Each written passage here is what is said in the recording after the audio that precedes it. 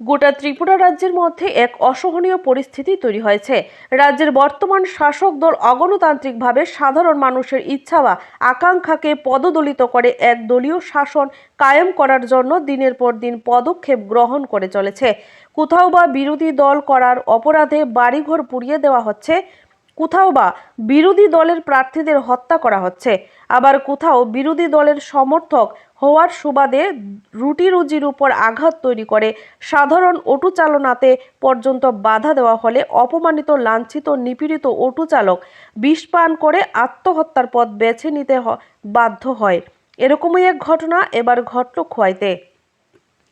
এখানে উল্লেখ করা প্রয়োজন, গত সোমবার বিষ পান করে আত্মহত্যা করার চেষ্টা করে জাম্বুরা এলাকার পেশায় অটো চালক বিশ্বজিৎ দেবনাথ।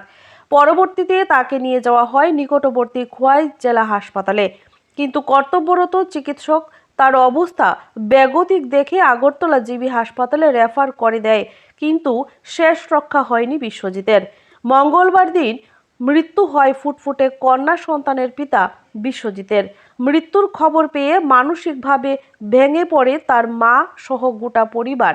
দিকে দিকে প্রশ্ন, বিশ্বজিতের মেয়ে কোন অপরাধে বাবা হারা হয়েছে? বিশ্বজিতের স্ত্রী কেন বিধবা হলো?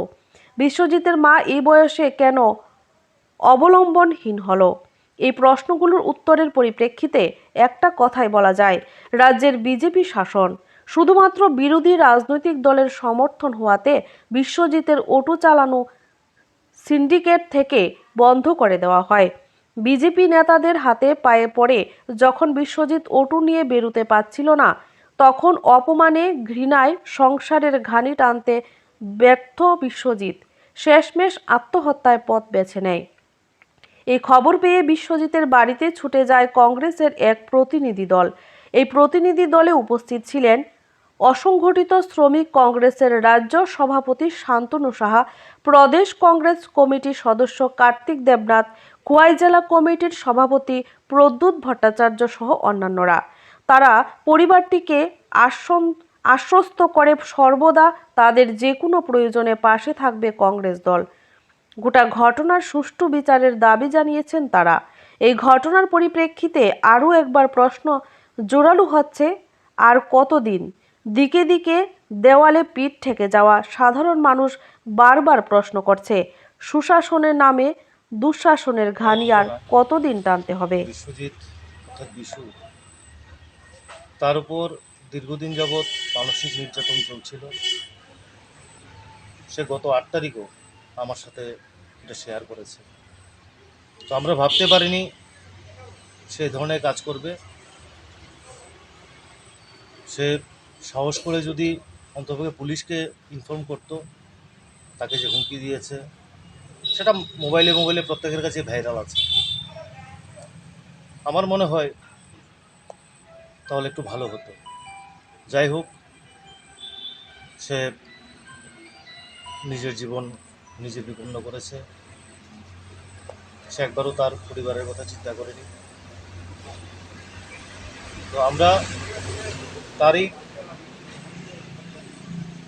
দুস্থ পরিবারের পাশে দাঁড়ানোর অঙ্গীকার করছি। পাশাপাশি আমাদের আবেদন থাকবে তাদের পরিবার থেকে যাতে আইনি সহায়তা নেওয়া হয়, অর্থাৎ একটা মামলা করা হয়। আমরা ভারতীয় জাতীয় কংগ্রেসের পক্ষ থেকে আমরা তাদের পাশে থাকব, সেই অঙ্গীকার আমরা করছি। পাশাপাশি আমার একটা আবেদন থাকবে খোয়াইয়ের তথা ত্রিপুরার সমস্ত যানবাহন শ্রমিকদের প্রতি। আজকে বিশ্বজিতের যে পরিণতি হয়েছে, সেই পরিণতি যাতে আর কারণ না হয়, তারা যাতে এই ভারতীয় জনতা পার্টির যে শ্রমিক সংগঠন বিএমএস যেভাবে শ্রমিকদের উপর অত্যাচার করছে, মানসিক, শারীরিক, অর্থনৈতিক, তার বিরুদ্ধে যাতে গর্জে ওঠে এবং শ্রমিক সমাজকে একটা মুক্তির পথ দেখায়, সেটা আমার আবেদন থাকবে। কারণ প্রত্যেকেই শ্রমিক, প্রত্যেকে নিজের রুটি রুজির তাগিদে তারা গাড়ি চালায়, তাদের পরিবার প্রতিপালন করে। আজকে যদি তাদের রুজি রুটি বন্ধ হয়ে যায়, গাড়িটা বন্ধ হয়ে যায়, তাদের পরিবার অনাহারে থাকবে। আজকে বিশ্বজিতের এ ধরনের পরিণতি হয়েছে, আগামী দিনে আরও বিশ্বজিৎ এই ধরনের পরিণতি হতে পারে।